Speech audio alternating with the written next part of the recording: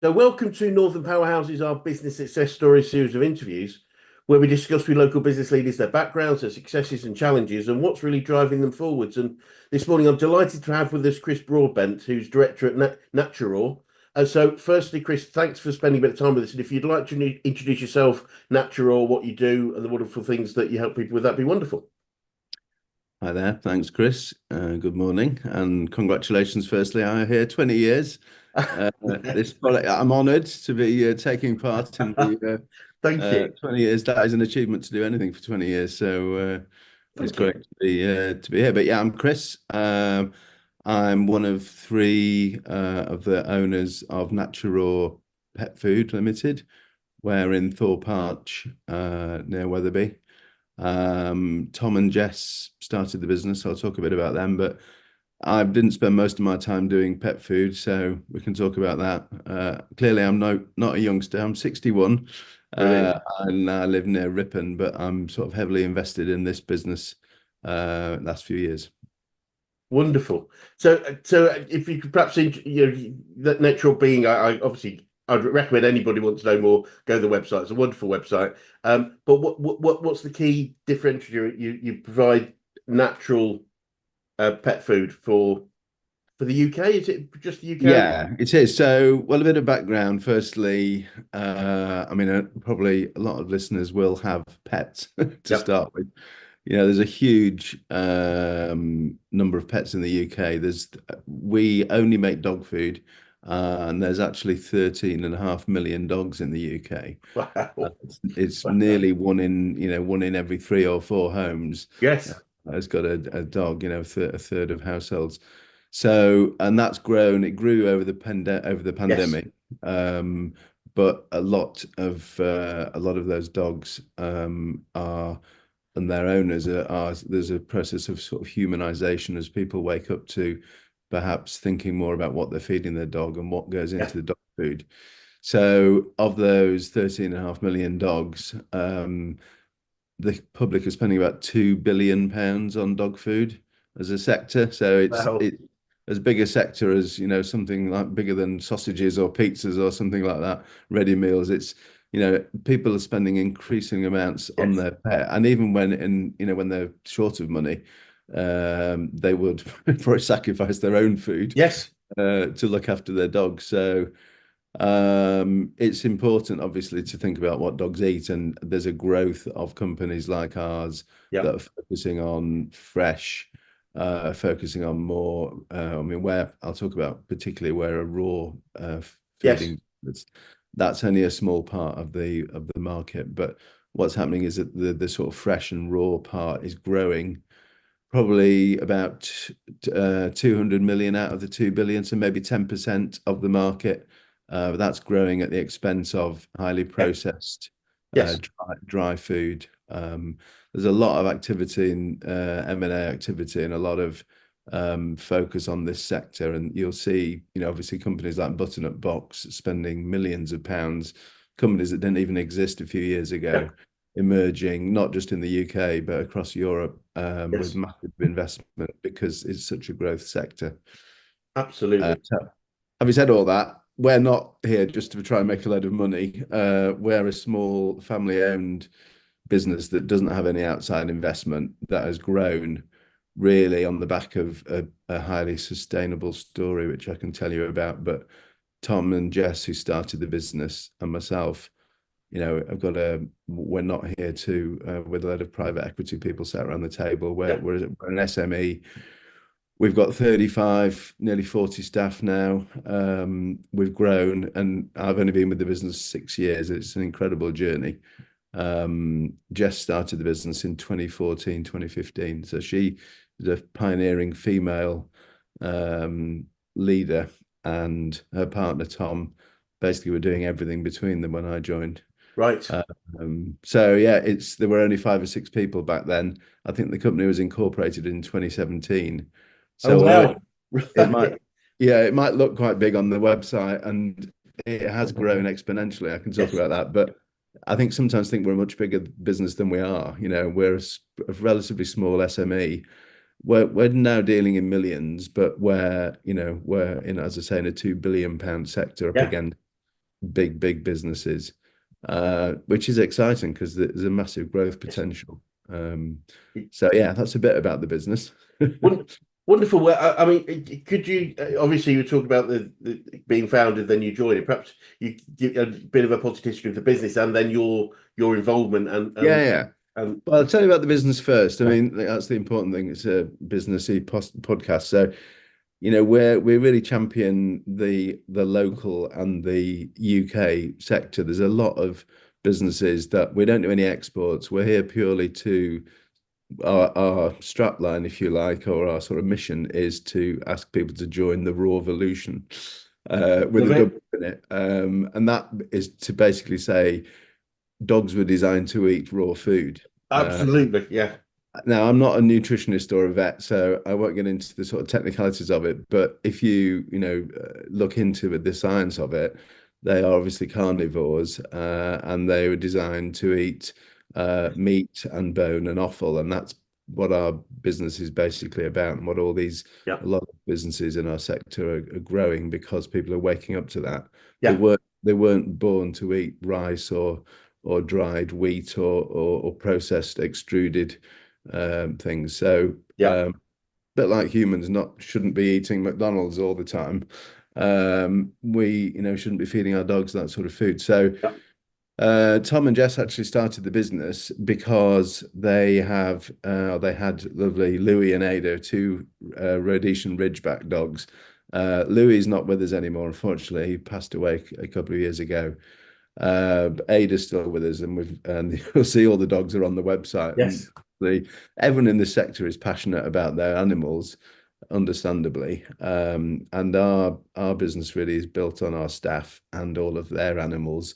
All of the staff's dogs feature on all of the products. Um, and we're here really to make food that dogs want to eat. I know it sounds stupid, but that's the most important thing. It's not about making the money. It's about actually doing the right thing for the dogs. And I think in business, if you stick to your knitting and have a purpose-led business, which we very much are, I'll come on to talk about B-Corp and things like that. But if anyone asks me why we're doing it, it's to improve the health of dogs, basically, yeah. primarily. So Tom and Jess are actually vegetarians as well, which is another important point. So we're mincing meat for dogs, but we're doing that with people who don't eat meat because dogs were designed to eat meat. Yeah, absolutely. Uh, Yeah, yeah. yeah, so they started, and that when they were in Tockwith, I think originally, and then when I joined, we were in a small unit in Hesse. Yeah. We had five staff. Tom was staying up all night, practically mincing meat in a mincer, which was about the size of a sort of washing machine that you'd have at home. Oh, wow. And there was a couple of other people and me. I joined to drive the van, and we were packing and sending out a few hundred orders a week, maybe. We outgrew Hesse and we moved to Thorpe Arch in 2020 stroke 21. By that stage, we'd got to sort of 15 staff, and we were dealing in thousands of orders rather than hundreds. Yep. And now we're at the stage where we're expanding. We've just signed a lease next door to double the size of our factory and distribution center to 30,000 square foot. Wow. So we're now sending out millions of tubs of food, and we have, tens of thousands of customers across the country. Pretty much to this point, the whole thing has come about through organic growth, Yep. through having a quality product Yep. that has really grown through word of mouth and Yes. through not pricing because we don't offer discounts. It's Great. really grown because of the provenance and quality of the product, really. And that obviously, as we get bigger, it's harder to maintain that growth. We pretty much doubled in size every 2 years. So, we would be classed as a fast growing business. Yes. We're still less than 10 million turnover. But it is now a substantial business. Yeah. And that's really a testament to the product and everyone's work. The team's grown. And I'll come on to talk about sustainability, but that's our key difference basically, Yes. is the quality and the care that we take to do things the right way. And I Yeah. think as soon as we sort of move away from that, and we're just becoming another dog food, then basically.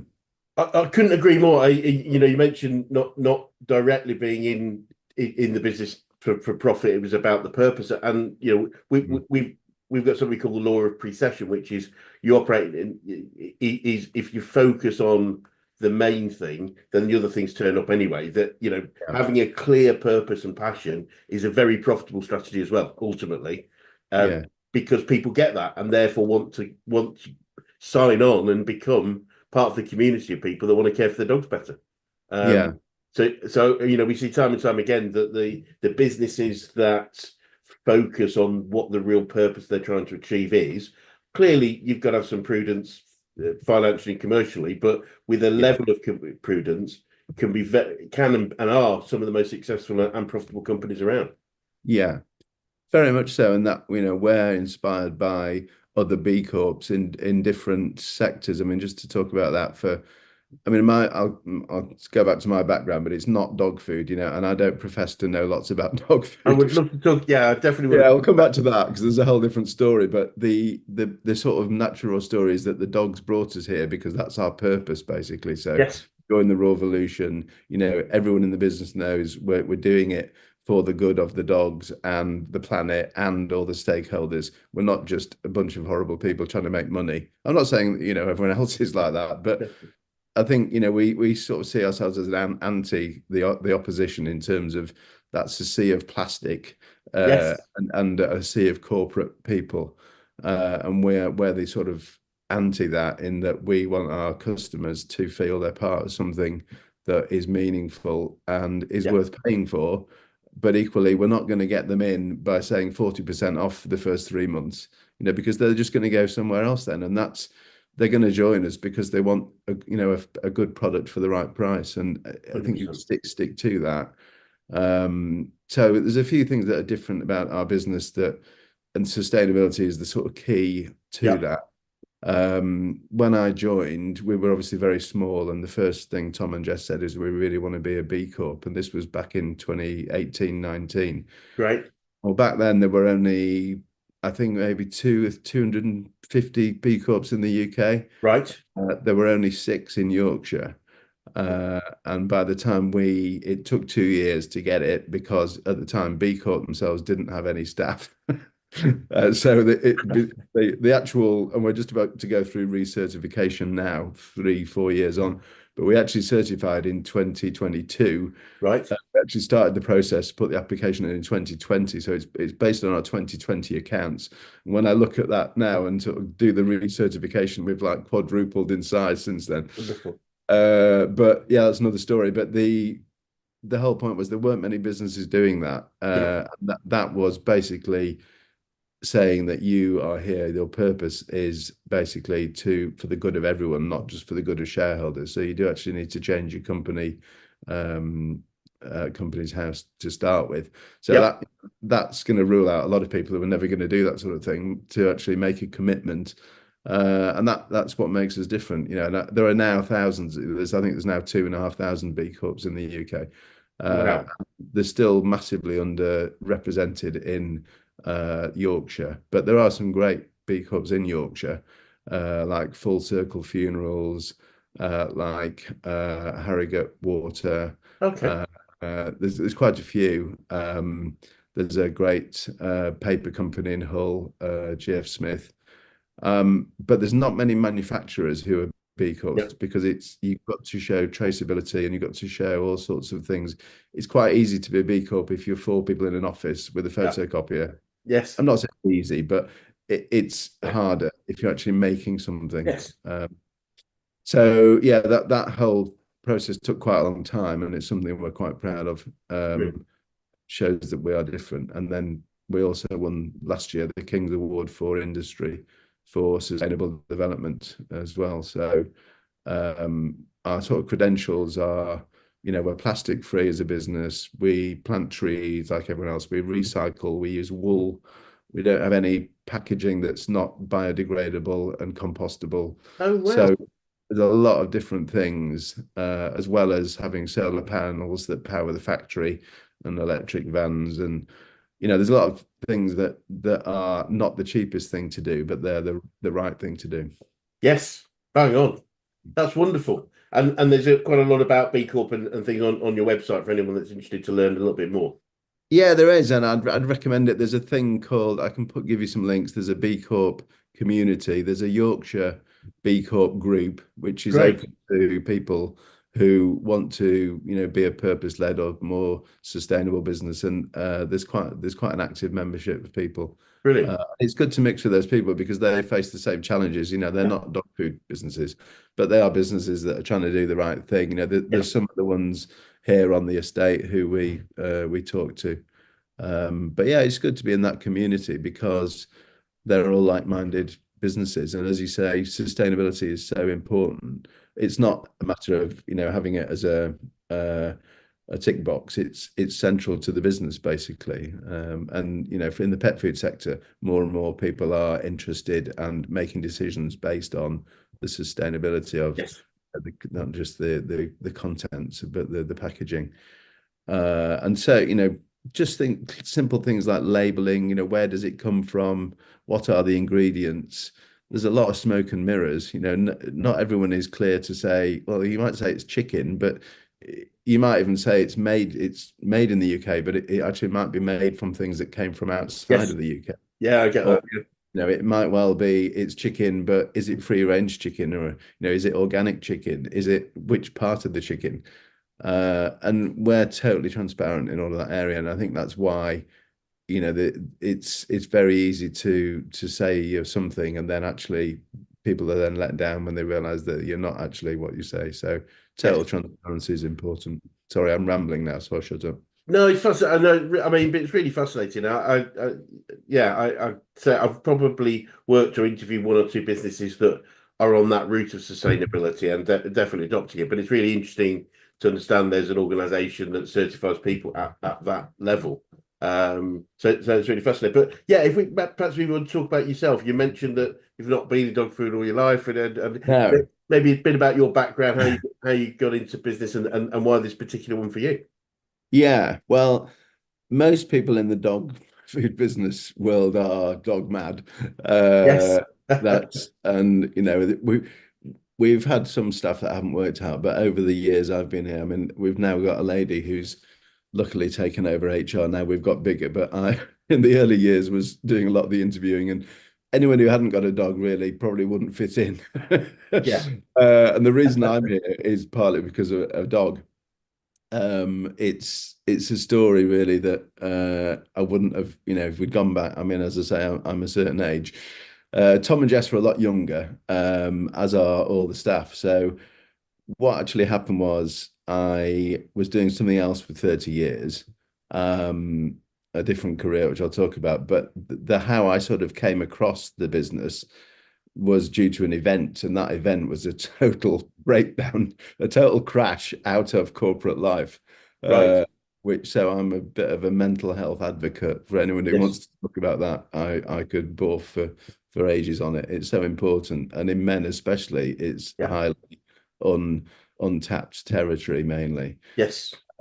So the sort of if we go back to before being involved with Naturaw, which was actually coming up to 6 years ago. So I'd started here in September 18. I'd actually crashed out of my old life in March 18, and I had sort of 6 months in the wilderness. So I'll talk a bit about that. But if we go right back, I spent 30 years in media and advertising, and predominantly on the buying media side, so in media agencies, working for big groups like WPP. And I had quite a high-powered job, which just basically totally did my fruit in Yeah. as I climbed the greasy pole. And the age of sort of, I had a thing called Project 55, which I thought would be a sort of, well, I'm earning a very nice salary. I've got a very good job. I'm responsible for all these people. I travel around.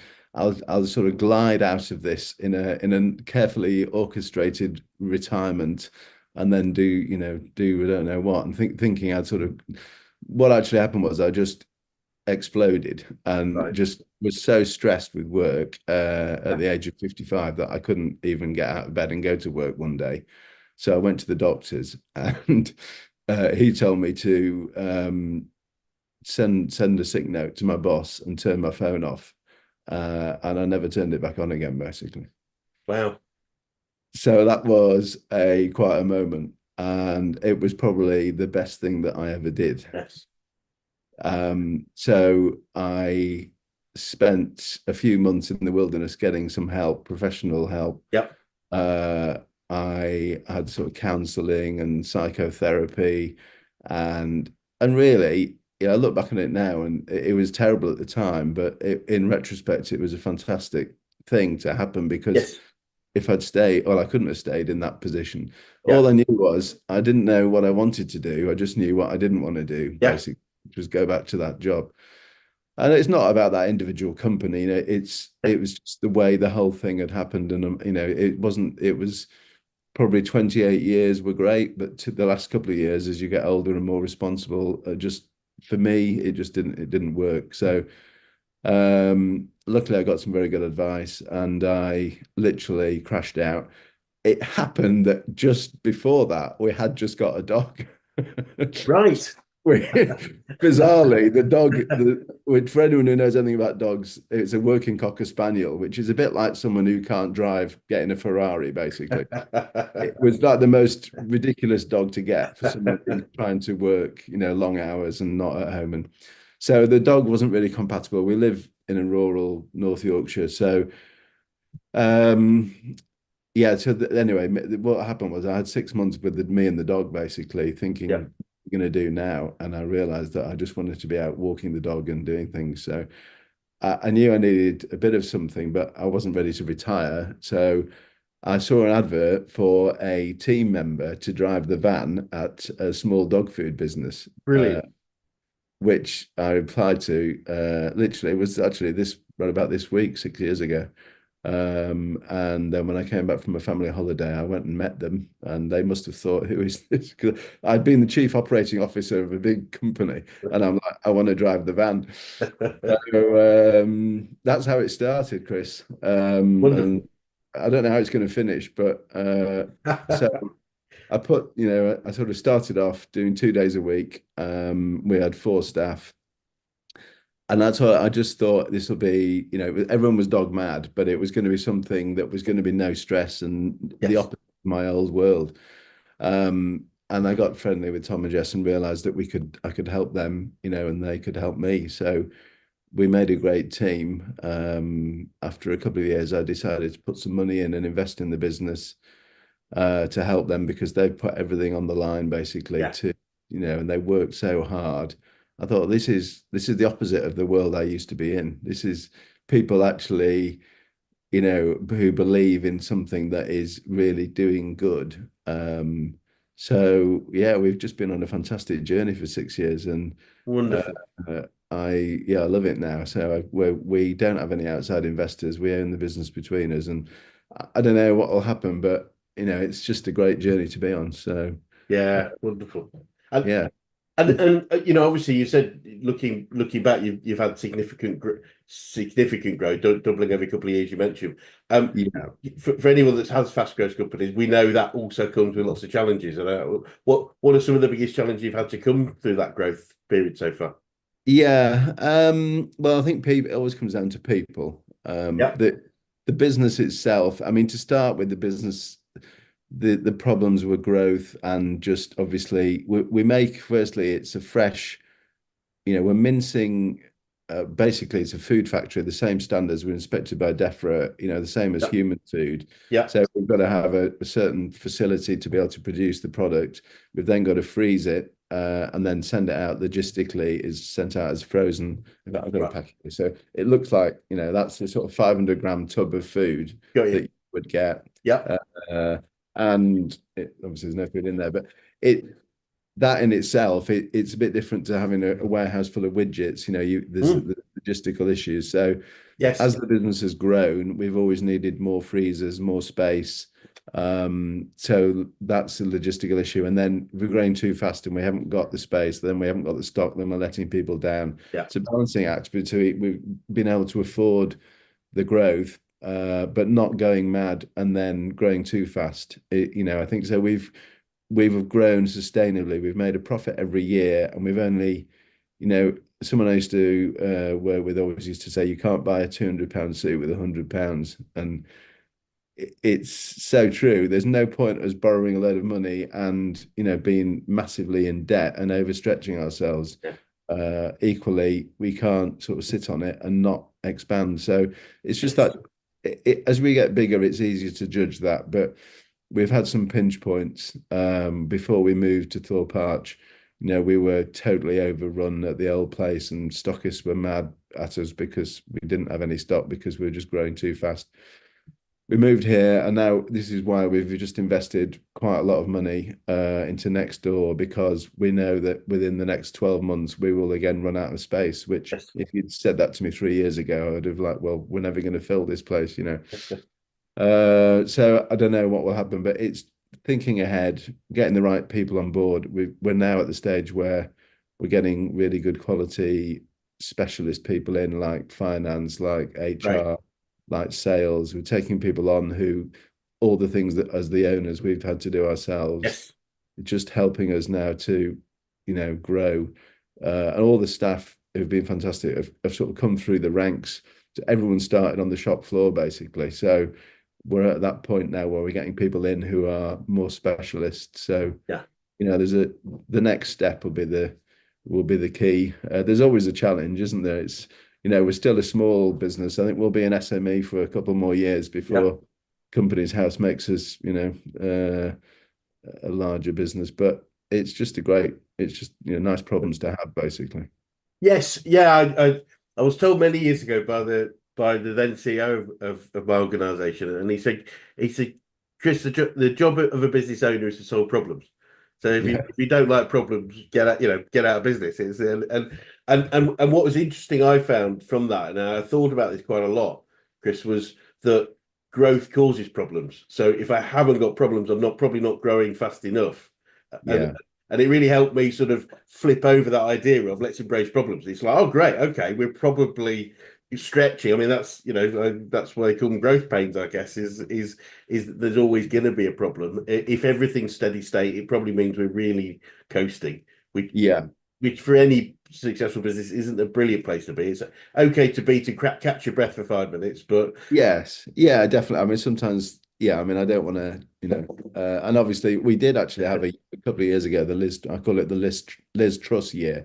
right, We yes, we only grew at 20%, and it's like, ooh, everyone else would probably be quite happy with that. But I was like suicidal, because we were normally 40, 50%. So, brilliant. but yeah, I think also I've one of my sayings is that you've got to be doing something pretty bad to not be growing in our market, because where the Yes, number of dogs is growing, yeah, the amount people are spending on them is growing, and there's a move towards the yeah, humanization to a more healthy food. So you should be growing, yeah, but what I want to be doing is growing faster than that sector that's already growing. So if you're in the right business for once in my life at the right time in the right place, brilliant. which is a nice feeling. And I have been in the wrong place many a time in my old life, Yes, and I'm not being flippant because I do know about making people redundant, about crashing and burning, and it is no fun.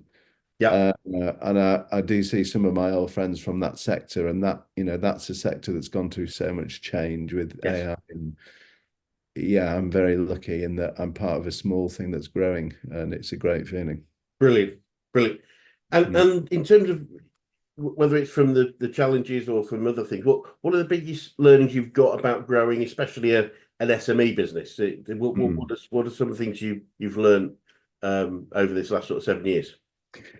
Well, I started writing a couple of years ago. I've got a thing on Substack called "You Can Do Anything," and I'm sort of shamelessly plugging that because I don't want to be just in my old world. I was like defined as, oh yeah, all you do is your job. And I think what I've learned in the last 7 years is it's great to have a mixture of people. I mean, obviously they took a chance on me, you don't need people who just know what you know and about your sector basically. So I've come Yes. in and helped do stuff from my old world, and so a big thing is that everyone, at whatever age you're at, has got transferable skills which Yeah. can be really adding to an organization, and really value your people and talk to them and understand what they can do, because just because what they've done in the past isn't what they could do in the future.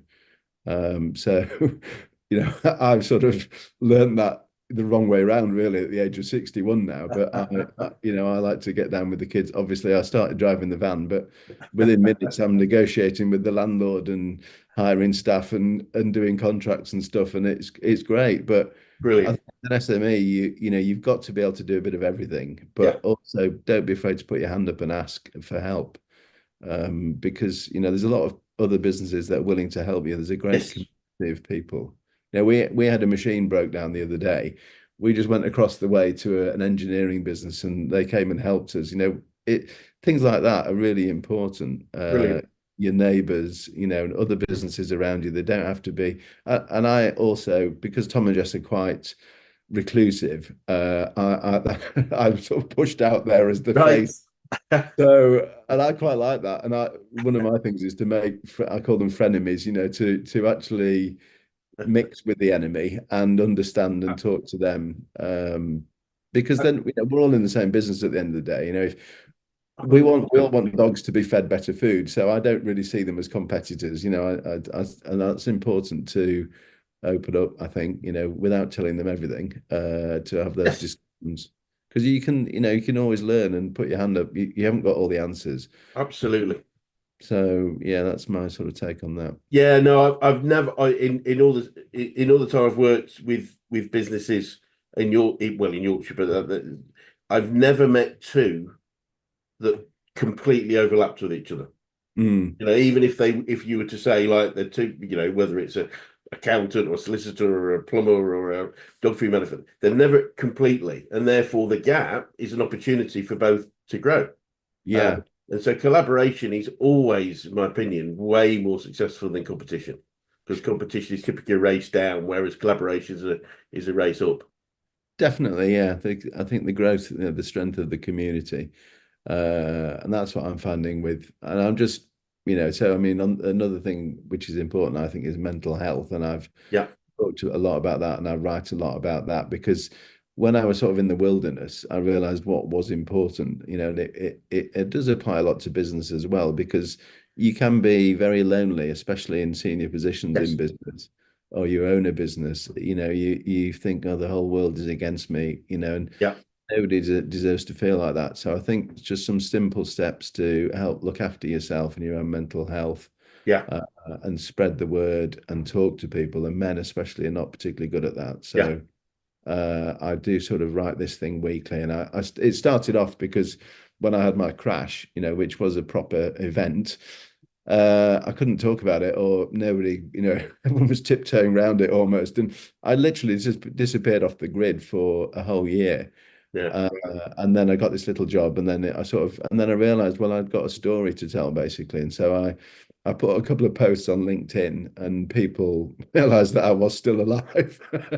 But that was nice in itself. And on the anniversary a year on, I basically broke it down into 4 parts about, what I call it, when the penny drops, how to look after yourself, how others can help, and then how to live your best life. And I feel like I'm almost trying to live that story without being blasé, because I don't want to sound like that at all, but to show people that, you can fulfill your potential, and not necessarily doing what you started off doing, whether you're 21 or 61. So I just try and spread that word. And I think, in the workplace here, I want to make sure everyone mentally is, I let them all subscribe to my thing and like talking to them. And, it's important to share. 100%. I couldn't agree more. I've had my own brushes with various things, and it's Mm. the challenge. The challenge. I would say the challenge we have, but I think the challenge we perceive is that it's a non-visible injury. It's like because if you break your leg, you clearly can't work in a manual. That's what you have to wait to heal. Yeah. But I think individually we perceive that people don't see that. But I know through my experiences, and I don't know about yours, is that people do support you and people do understand, and people often go, well, that could be me, that could have been me. Yeah. And I think it's just accepting and being very open and honest about these situations, as you say, because if that encourages people to talk, then the more serious aspects of mental health are less likely to happen. I'm not saying they won't, but Yeah.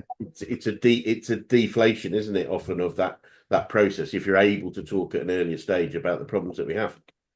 Definitely, just acknowledging. I wrote a piece a couple of weeks ago called "Low Mood," and originally you think, "Oh no, no, you don't want to talk about that. It's going to be a bit depressing." But the whole piece really was just saying people should accept that you're not going to feel, these people leaping around on LinkedIn telling you how brilliant the world is every day. It isn't like that. You're going to have days that are not good, and that's okay. Basically, it's okay not to be okay. And yeah, I'm part of a group which is like a help group for people in my old industry.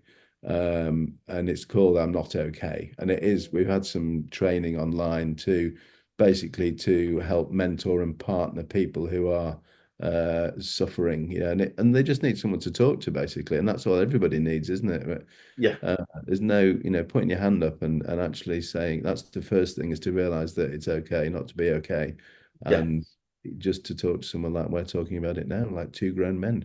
Yes, absolutely, and it's just great. It is in itself a positive act just to offload. It really is just even just the act of offloading, even if there's nothing Mm. after that, just to be Yeah, able to share it really really helps. One of the definitions I have of part of what I do as a coach is that ability to allow, as you say, quite often isolated business leaders to offload. It's yeah, literally just that. yeah.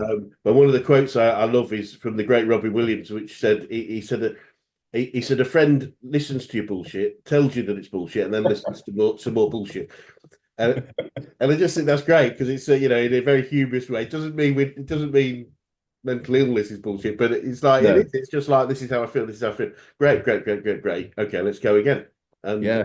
Well, he that's it. You don't even need to do anything about it. Just the fact that he's said it and then you've heard it is enough often it's to. getting it out there, isn't it? I think, and Yeah, then because I think that's part of that acknowledgement of an issue is getting yeah, it yeah, out there. When it's internalized, it's not. It's very easy to what's the right word, to dismiss it. Oh, I feel like, yeah. but I shouldn't feel like that, so I'll just bottle it up.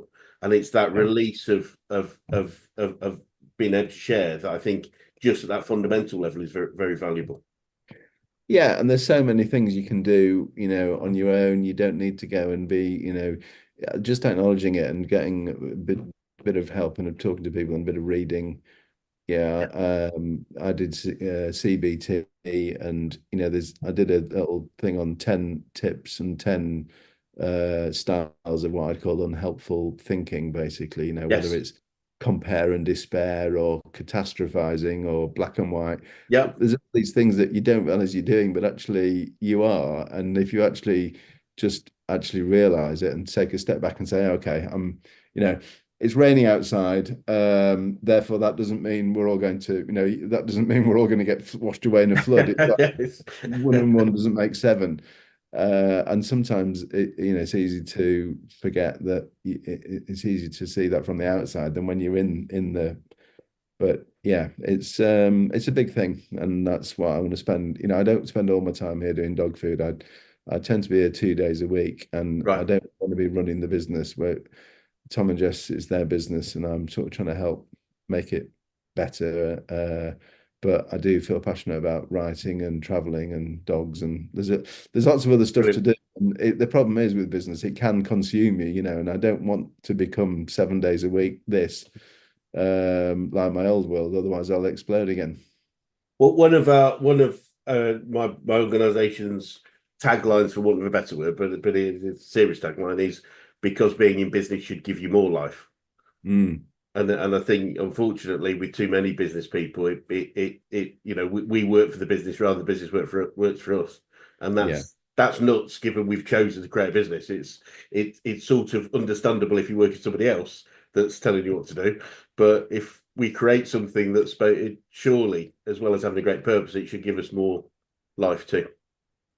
yeah, what we're here for at the end of the day, you know. Absolutely. Dalai Lama said, you know, we should be happy, shouldn't we? Basically. So Absolutely. I mean, that's what we're all here to do. So if we, if that's what most people want, I think probably everybody wants. And yeah. therefore, if what we're doing isn't giving us that, what can we change? So you talk to lots of businesses. How happy would you say most of the people are that you talk to? Um, it's an interesting question because I suspect. So when I speak to businesses, yeah, most have challenge. There isn't. I've met very few businesses that have no challenges. If that makes Yeah. sense. How happy are the people I meet in business? It's really interesting because I've met challenged businesses where occasionally challenged Mm, businesses where people are still yeah. maintaining a sound mental balance. But I've Yeah. also met, unfortunately, lots of successful businesses where Yeah. the owners are still unhappy. Yeah. Yeah. And then that's, for me, they're reconnecting the purpose, their purpose to start with, and then the business purpose, so Yeah. that we've got that brightness of future, that I'm doing something of value. Yeah. And so I guess part of the reason, obviously, because we're here to help businesses in many ways, I guess I probably meet in my sort of professional career more unhappy business people than happy, purely because that's part Yeah. of the reason they want to meet me. But I would say, from people I've interviewed, um, I don't think this is directly related to that, but we talk a lot about both people feeling resilient, which Yeah. suggests they've overcome challenges. So, but also imposter syndrome. It comes up a Mm, lot. mm. And I don't know if that's again directly related to unhappiness, but it is that you got a great business, everything's going well. Why would we want to feel these things Mm. when we don't have to? No, I mean I was writing about that the other day, and it's precisely that. Other people would point at you and think, well, they've got everything. Why are they depressed? You know, what's going on there? And it isn't about that because you can't sort of control the way your mind works. You just need to acknowledge it. But it's yeah, having all the trappings in a successful business doesn't make you happy, does it? And I think a lot of people fall into that trap of thinking that, you know, accumulating, and I was like that in my old world, just climbing the greasy pole, trying to accumulate more things. Stuff doesn't equal happiness, basically. You know, purpose is what you need. And if I actually sat down in the doctor's there crying my eyes out thinking, why am I doing this? He's like, oh. And he said, well, I hate big business because it does this to people, basically. Why are you here? And I think, well, why am I here? It's like, there's nothing wrong with me.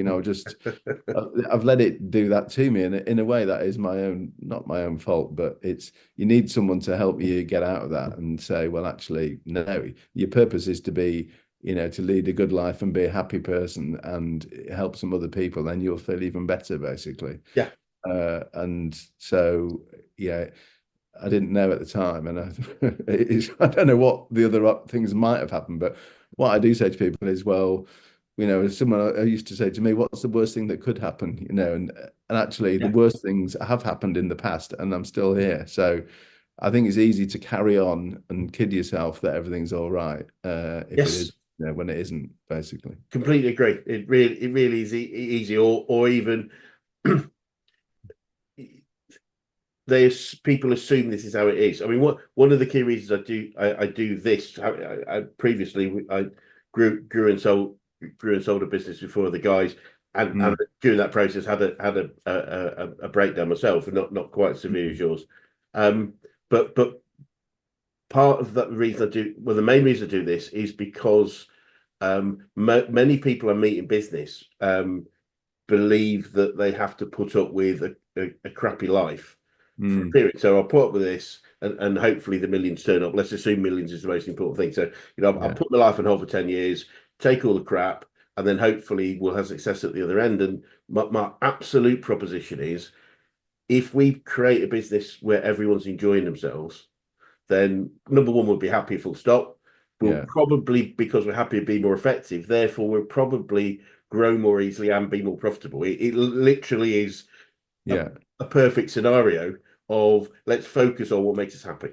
Exactly. If we build it, they will come. Field of dreams. I It, mean, it, it really is, and we and I consistently meet people with passion like yourself, and clearly your co-directors are, you know, are creating something that you absolutely believe in and believe is serving the community.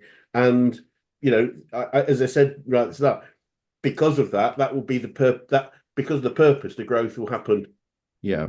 naturally. And it's the people that focus on growth and profit, or but focus purely on money, let's say, Yeah. that Yeah. struggle because, especially when it doesn't turn up as quickly as I want, you know. But if we Yeah. do that, if all we're there is to make a buck, people typically get that, and therefore Yeah. don't engage with us at a purposeful level. No, and that's so important, Chris. I think I didn't know, if I'm honest, what a purpose-led business was until, a few years ago. And I don't think I knew when I joined Naturaw really, but between us, we've managed to galvanize that, that point of difference. But I don't think many of our competitors could say what their purpose is, and No, I think that's really important about coming back to the B-Corp thing. But one of our bigger competitors, or the biggest in the sector, the guy who sold the business, Craig, he started Nature's Menu, which is the biggest. Yeah, I mean, they're like 100 million turnover business. So when I got, we went to Crufts for the first time, and I remember seeing him there, and he just said to me, "Well, you've got a great brand, stick to your knitting, basically." And we're like turning over less than £1 million at the time. And I thought, well, that's brilliant. He's noticed us, and it's like, yep, well, I'm never going to forget those words from Craig Taylor, because he can see what we've got. And yeah, the minute that you move away from that purpose, then you're just like everyone else. yes. I, Hmm. one thing I would say that is relevant to this conversation, but I also believe that purpose doesn't have to be lost as we grow. Mm. That there are some successful businesses, and there's quite a lot. People, I think people believe that somehow at a certain size you turn into a corporate Yeah, business, and therefore it has to go. My, yeah, my my belief is it's the successful businesses of any size are yeah, focused more on their vision and their purpose than the ones that aren't, and there are examples of that, of yeah, strong vision and purpose. I think because I often meet people. I often meet businesses that tell me they don't want to grow past a certain size because they mm, don't want to become corporate. And I said, well, if you don't want to become corporate, you won't become corporate. It doesn't matter what yeah. size you are. No, And I do think that limits sometimes the desire and therefore the ability of businesses to grow because people are limiting based on a fear that doesn't need to happen, if that makes sense. yeah, no, I agree. I mean, in our sector, I don't know about others, but we're one of the few purpose-led. The sustainability piece is the sort of key differential, I suppose. But we were the first raw dog food business globally to be a B Corp. But in the UK, when we became a B Corp, I know Butternut Box is one now, but Lily's Kitchen was the first pet food brand in the UK to be a B Corp. And then there's some other people who we know, nice people down south called Scrumbles. They're in the they're not raw, but they're sort of different. But they're both of those businesses are sort of pioneering. Lily's Kitchen now is a massive business. It's sold out to Nestle, so I'm not sure where they are purpose-wise, but I'm sure they're still sort of sticking to their roots. But for us as we grow, we will probably get investors on board and various things, but it's just been aligned with the people who Yes. are going to be obviously having the same values. So Yeah. I always think a lot of the market that we're in is, if it's just people trying to make as much money as possible from selling substandard products in a plastic bag, then they're clearly they're not the people who are buying that. Fine, I totally get it, but we're not Yeah. after those people who want that. Absolutely. So let's concentrate on people who put a value on what we do, and there will be investors and partners and will help us carry on with that, Yeah. mission. Basically, we don't need to, well, we're not going to, we're never going to give that up. No. I can see that, but B, it's this for me. It's the sensible way forward. Is Mm, um, we talk a lot of in helping businesses grow. We talk about identifying what an A grade client looks like. So that's mm. people that love what we do. That they really get our purpose. Therefore, price is not an issue to a certain degree. Price is Yeah, they yeah, want to pay for. They want to be on the journey with us. yeah, But that's true of team members like yourself yeah, and people. But it's also true of suppliers and investors. Yeah. If we identify market of that, we will find people that go, I'm backing you completely because I believe in what you're doing. Yeah. Absolutely. And if we ever sell at some later stage, it will be to someone who's got the same values, and Yes. there's a lot of interesting things happening in our sector.